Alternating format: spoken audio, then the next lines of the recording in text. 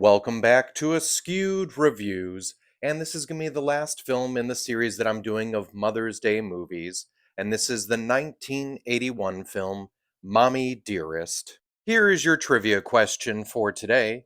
What item is Joan absolutely livid about Christina having in her closet? The answer will be at the end of this episode. So in this film, we follow the life and times of actress Joan Crawford. We see her living the life of luxury, going to fancy dinners, and of course enjoying the time with her adoring fans. But even with all of her fame and success, she feels like she's missing something, and that something ends up being children. Now, unfortunately, Joan is incapable of having her own, so she decides to adopt. We jump ahead in time a little bit as we see Joan loving and caring for her daughter Christina, and then after some time, Joan once again decides to adopt another child. Now, on the surface and for her adoring fans, we see as Joan loves and takes care of her two children, Christina and Christopher. But behind closed doors, there's a whole nother story as we see Joan completely unhinged and taking everything out on her daughter Christina. We then move forward further into the future where Christina is practically her own woman. And yet, her mother Joan still finds ways to disrespect and mistreat her. We realize over time that Joan really only has love for two things: her career and her fans. So, will there ever come a time in Christina's life where she finally gets love and respect from her mother? This movie was directed by Frank Perry. Franco Zeffirelli was almost the director for this film.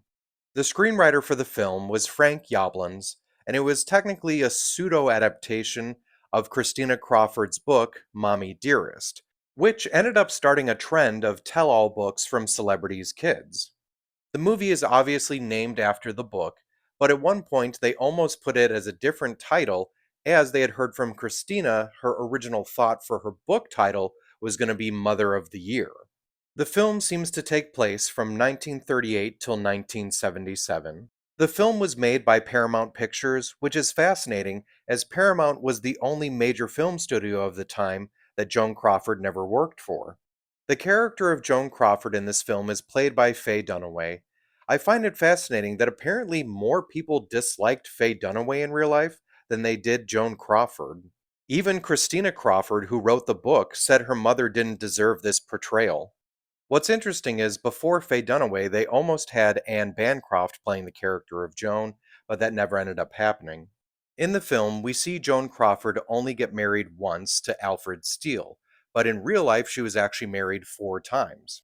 Also in the film, we only see Christina and Christopher, when in real life, Joan adopted 4 kids, 3 girls and 1 boy.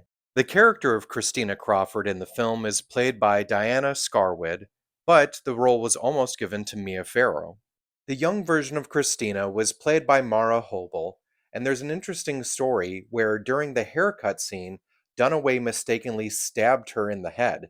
She ran off the set. The producers then showered her with toys to apologize, and apparently Dunaway bought her a watch to apologize as well. Britannia Alda plays the character of Carol Ann, but in real life there was no Carol Ann. In the story, this is just an amalgamation of different secretaries and nannies that Joan Crawford had working for her.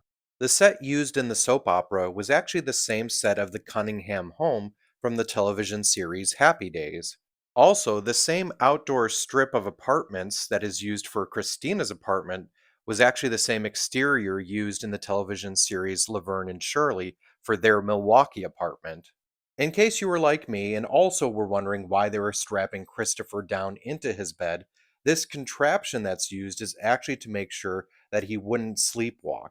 This movie not only takes place, but was also filmed entirely in California. So when it comes to the film Mommie Dearest, this is definitely a very interesting film in my opinion. First of all, if you haven't seen this film before, just be prepared. There are some difficult scenes to get through when it comes to child abuse. Now, even though the performances were very over the top at times, this is such a strong and striking film that it really pulls you into the story. So I'm going to give this one a 4 out of 5. And if you do like the film Mommie Dearest, other movies I recommend checking out are Whatever Happened to Baby Jane, Francis, James Dean, and the Audrey Hepburn story. And now it's time for the trivia question from the beginning of this episode.